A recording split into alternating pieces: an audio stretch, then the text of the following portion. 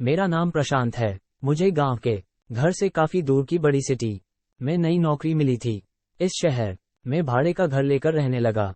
पड़ोसी के तौर पर घर के सामने ही एक घर था जिसमें एक बुजुर्ग जोड़ा रहता था। दोनों बिल्कुल अकेले थे, मतलब ना कोई बेटा, ना बेटी, ना नाती, ना पोते, यानी कि संयुक्त परिवार नहीं था। मैं एक संयुक्त परिवार का सदस्य था, इसलिए मुझे अक्सर उनके बारे में विचार आते रहते थे। मुझे देख कर बुरा लगता है, इतनी उम्र होने के बाद भी उनकी देखभाल करने वाला कोई भी उनके साथ नहीं है। जब मैं सुबह ऑफिस के लिए निकलता था तो देखता था कि दादी जी अपने कपकपाते हुए हाथों से दादाजी को चाय देती थी। वैसे ही कपकपाते हाथों में कप लिए दादाजी चाय पीते थे। वहां पर रहते हुए कुछ दिन होने के बाद मुझे पता चला कि ये दोनों मिलजुल के धीरे धीरे घर के सारे काम करते थे। कोई भी उनसे जाकर बात नहीं करता। इतने दिनों में मैंने उनकी आवाज तक नहीं सुनी थी। जब मैं शाम को ऑफिस से घर आता था तब दोनों को घर के आंगन में बैठा पाता था और उन दोनों के ही चेहरों पर थकान साफ साफ पड़ पाता था। मेरा मन कई बार करता कि उनसे जाकर बात करूं, लेकिन फिर किसी वजह से मेरे पांव वहीं पर थम जाते।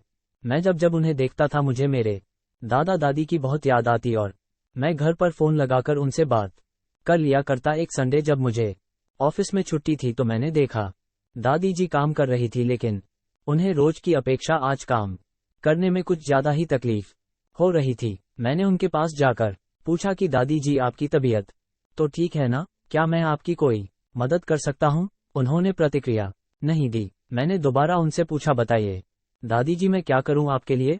उन्होंने फिर भी कोई उत्तर नहीं दिया। मुझे काफी आश्चर्य हुआ। कुछ मिनटों बाद दादाजी वहां आए और वह भी कुछ नहीं बोले। मैंने ही बात को आगे बढ़ाते हुए कहा, मुझे लगता है कि दादी जी की तबीयत खराब है, इसलिए मैं यहाँ आया हूँ। मैं आपकी मदद करना चाहता हूँ, बताइए मैं कैसे आपकी मदद कर सकता हूँ? ड्रैग दादाजी इशारों से मुझसे बातें करने लगे। उन्होंने इशारों से मुझे बताया दादी जी सुन और बोल नहीं सकती।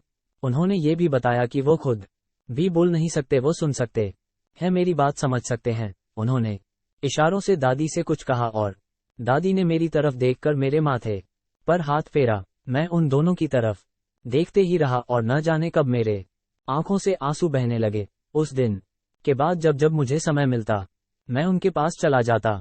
वो मुझ पर बहुत प्यार बरसाते। अब तो मुझे उनके इशारे की मीठी भाषा भी बहुत अच्छे से समझ में आने लगी थी। एक दिन मैंने दादाजी से पूछा कि वो अकेले क्यों रहते हैं, क्या उन्हें कोई औलाद नहीं है? दादाजी ने दादी को इशारे से समझाया कि मैंने उनसे क्या पूछा। फिर दोनों मेरा हाथ पकड़ कर मुझे आंगन में ले आए और अपने आंखों के आंसू पोंछे और उंगली का इशारा करते हुए एक साइकिल मुझे दिखाई। साइकिल को देखकर मैं समझ गया कि उनके परिवार वाले उन्हें छोड़कर कहीं जा चुके हैं और अब उनके हिस्से में केवल यादें ही बची है। उन्हें रोता हुआ देखकर मैं भावुक हो गया और मैंने दोनों को गले से लगा लिया।